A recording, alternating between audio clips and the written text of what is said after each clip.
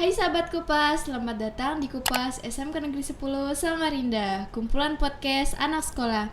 Saya Nurin Ahdia. Dalam edisi ke-6 ini, kita akan membahas peran dan strategi wakil kesiswaan dalam mendisiplinkan siswa. Saya sangat antusias untuk membicarakan tentang peran dan strategi wakil kesiswaan dalam mendisiplinkan siswa. Hari ini kita kedatangan tamu hebat yang akan berbicara tentang peran dan strategi wakil kesiswaan dalam mendisiplinkan siswa. Tamu kita adalah Bapak Henry Pahlevi SPD. Beliau adalah wakil kesiswaan SMK Negeri 10 Samarinda. Selamat siang Bapak. Selamat siang Nurin. Terima kasih Bapak telah bergabung dengan Kupas. Bagaimana Bapak kabarnya hari ini? Alhamdulillah sehat dan saya senang sekali. Terima kasih sudah mengajak saya bergabung di sini. Bapak bisa diceritakan perjalanan karir selama menjadi guru sampai menjadi wakil kesiswaan sekarang ini? Iya. Pada suatu hari, pada saat hewan itu bisa berbicara, enggak ya? Iya. Perjalanan saya. Jadi sebenarnya menjadi guru itu adalah hal terakhir dalam pikiran saya sih sebetulnya, karena pada saat saya menjadi siswa juga ya pada sebagaimana siswa pada umumnya banyak melakukan hal-hal kegiatan-kegiatan yang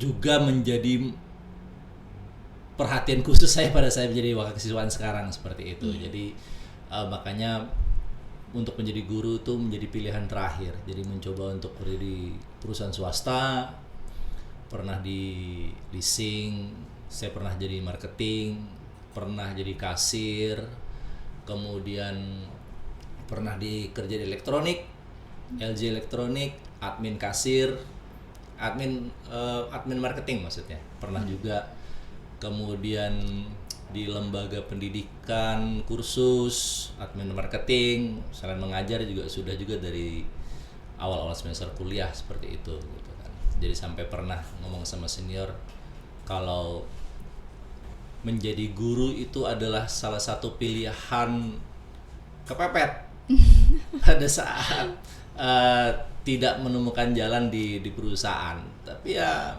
anyway, life going through, kemudian ada tawaran masuk di SMK 10 ya sampai sekarang ini. Dan to be honest, ini masih sekolah satu-satunya yang saya jalani. Dari awal saya masuk menjadi guru di institusi formal sekolah negeri ini, saya nggak beri nambah karena takut nggak kepegang kerjaan sama siswa-siswanya. Jadi saya lulus itu tahun 2023 sampai sekarang 2003 maksud saya. 2003 saya lulus. Jadi mulai ngajar SMK 10 itu 2009. Jadi ada 6 tahun itu ya wirawiri sana kemari seperti itu.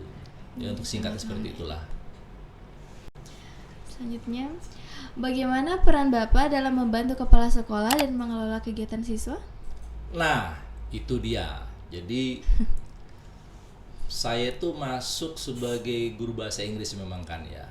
Dan kondisi kelas waktu itu masih sedikit, masih di lokasi lama kampus 1. Berjalan waktu sampai 15 tahun itu tugas tambahan selain wali kelas adalah pembina ekskul. Nah, jadi tidak bersentuhan dengan manajemen sekolah. Jadi pada saat ada pergantian menjadi wakil kepala sekolah ya sangat banyak hal yang perlu saya pelajarin seperti itu, dan sekarang pun masih belajar. Jadi masih melihat kondisi yang mana yang bisa diterapkan, yang mana yang masih bisa dilanjutkan seperti itu, Mbak. Terima kasih. Lalu bagaimana strategi Bapak dalam mendisiplinkan siswa? Ya menyambung ini tadi ya. Iya. Jadi juga saya juga waktu dulu jadi siswa tuh enggak juga disiplin amat gitu kan. Ada hal-hal peraturan-peraturan juga yang saya langgar juga, pastilah, seperti hal yang membolos, tidak mengerjakan tugas, kemudian seperti itu gitu kan, enggan aktif di dalam kelas. Nah, tapi sekarang kan berbeda, saya sudah menjadi pengajar seperti itu. Dan bagaimana mendisiplinkan siswa, yang saya pegang sebisa mungkin adalah bagaimana saya bisa menjadi teladan dulu lah bagi anak-anak untuk disiplin berpakaian. Saya berusaha untuk selalu rapi seperti itu. Kemudian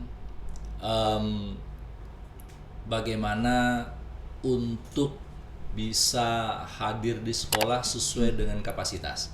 Ya, maksudnya saya sebagai guru, saya berusaha menjaga penampilan saya, tingkah laku saya, perbuatan dan perkataan, saya usahakan itu jadi siswa bisa mendapatkan contoh apa yang saya berikan, tampilkan kepada siswa. Contoh, rapikan rambutmu, rambut saya selalu rapi seperti itu kan. Rapikan bajumu, pakaian saya juga rapi dan seperti itu gitu. Dan pada saat juga saya menegur, dalam peraturan juga mengatakan bahwa jangan pakai sandal di sekolah, ya saya usahakan untuk selalu pakai sepatu, meskipun pada saat sholat juga kita mau tidak mau pakai sandal kan. Tapi segera setelah itu saya ganti menjadi sepatu, meskipun itu merepotkan ke kelas, padahal kadang perlu untuk bisa kembali ke toilet karena ada yang ingin dibasuh dan sebagainya. Ya memang konsekuensi yang harus saya jalankan seperti itu. Jadi teladan, Mbak. Menurut Bapak, bagaimana strategi yang sudah Bapak terapkan, berhasil atau tidaknya? Perlahan iya, karena proses itu panjang ya. Proses itu panjang. Saya sebelum menjadi wakil kesiswaan juga sebagai wali kelas kan. Jadi saya turut membantu juga dalam proses pemantauan siswa. Dan karena saya dari awal itu bisa dibilang spesialis TKR ya, dari awal. Nah, jadi saya ingat untuk penertiban tali sepatu putih seperti itu. Perlu waktu 2 minggu. Saya tiap kali melihat tali sepatu putih, saya datangin, Mas, Mbak, buka. Dilepas aja dulu. Tapi tidak saya ambil. Nah, dilepas, ya kan masih bisa terpakai dengan lumayan baik lah gitu kan sepatunya. Tidak longgar-longgar amat. Nah, saya serahkan ke wali kelas atau saya pegang sendiri. Nanti pulangan teman Bapak ambil. Nah, besok jika ada mengulangin kayak gitu lagi. Jadi prinsipnya Anda yang lelah memasang dan membongkar atau saya yang lelah menegur Anda. Dan akhirnya selepas 2 minggu itu tidak terulang lagi. Maksudnya bisa dibilang 100% hitam semua tali sepatu. Jadi seperti itu, Mbak. Bagaimana pesan dan kesan Bapak untuk siswa yang sedang menonton? Ya, bagi teman-teman bahwa memang karena temanya disiplin ya. Susah sekali namanya disiplin, tapi bagaimanapun juga kedisiplinan itu memang harus dimulai jika kita belum memilikinya. Jadi yang pertama adalah yang dilawan itu diri sendiri dulu. Saya kadang bilang sama anak-anak bahwa 2 detik itu lebih baik daripada 2 minggu. Kok bisa, Pak? Seperti ini. Jika Anda melihat sebungkus permen ya di lantai, anak pasti cuek lah. 2 sebungkus permen. Botol berserakan, kelas tidak disapu, kemudian sedotan di gazebo itu cuma dilihatin aja.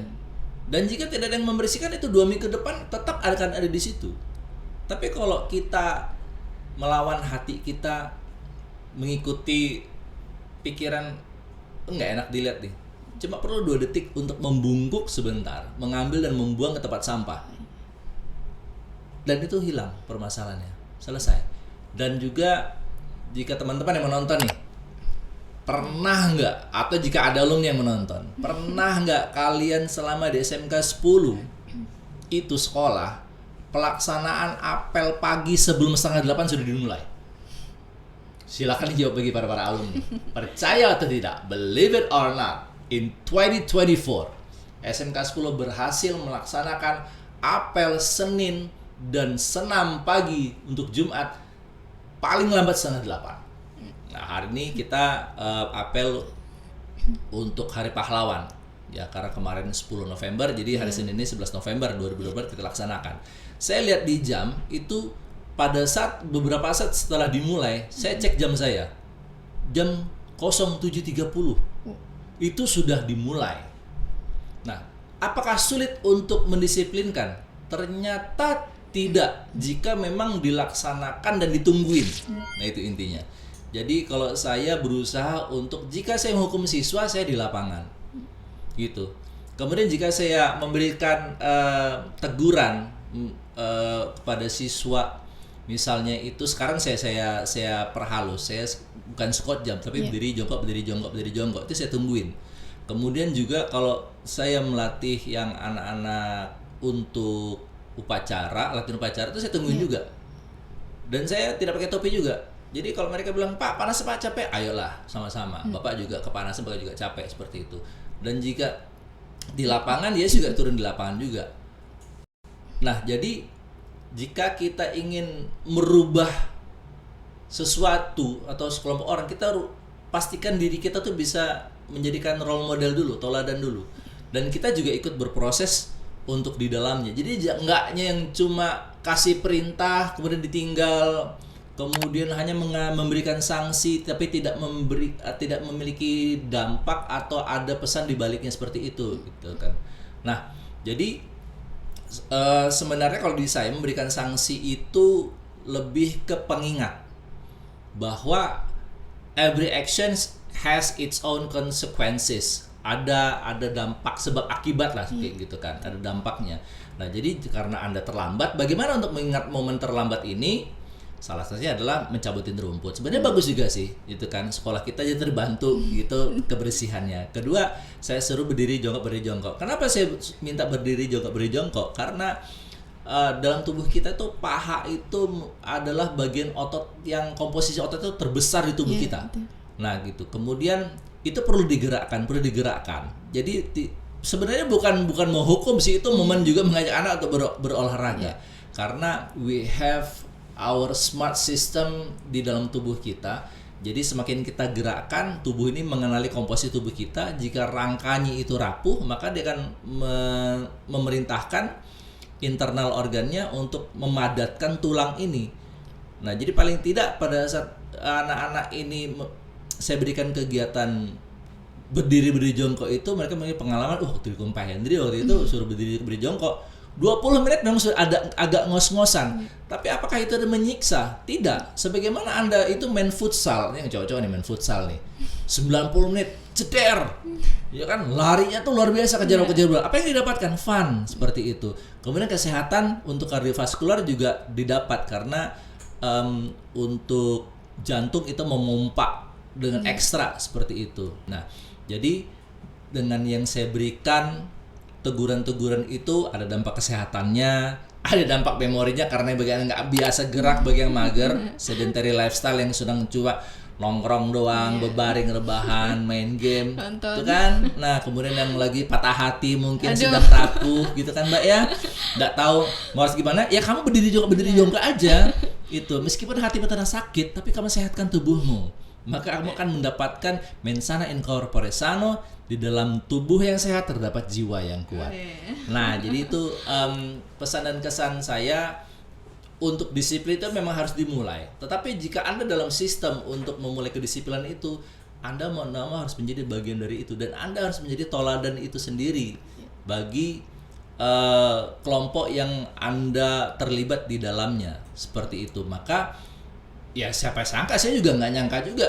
Terkadang jam 7.20 itu sudah siap di lapangan, jam sebelum 7.25 upacara sudah dimulai. Seperti itu. Dan senam pun bisa membentuk barisannya dengan sendiri juga. Kemudian tanpa diomel-omelin gitu kan. Murid bisa baris dengan rapi sendiri. Dan sekarang kayak tadi pagi saya cuma bilang, "Yuk, siap gerak, tumit dirapatkan."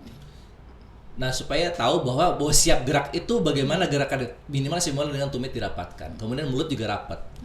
Nah, tapi masih bergumam, saya tinggal ulang lagi. Ayo, mulut rapat. Habis itu diem. gitu kan. Jadi perlu disadarkan dulu bahwa kedisiplinan itu adalah sesuatu yang kita contohkan, sesuatu yang kita ajak, dan sesuatu yang kita juga terlibat di dalamnya. Saya rasa itu sih yang saya alamin, dan I'm very proud of it. Saya bagian dari histori SMK 10 itu sudah bisa mulai tertib dalam pelaksanaan apel dan senam. Tetapi nggak hanya itu, banyak sih yang harus ditertibkan. Kehadiran, kemudian ketuntasan belajar, saya harus kolaborasi juga pastinya dengan bagian kurikulum. Kemudian juga bagaimana siswa itu menjaga properti sekolah, harusnya kolaborasi juga dengan pihak sarana prasarana. Dan itu banyak juga masih PR bagi saya terutama, seperti itu Mbak.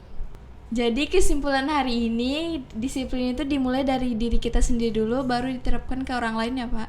Ya, seperti itu. Karena juga diharapkan bagaimana orang bisa mendisiplinkan dirinya jika dia tidak memiliki ajakan atau dorongan atau bahkan contoh dari orang lain juga, seperti itu.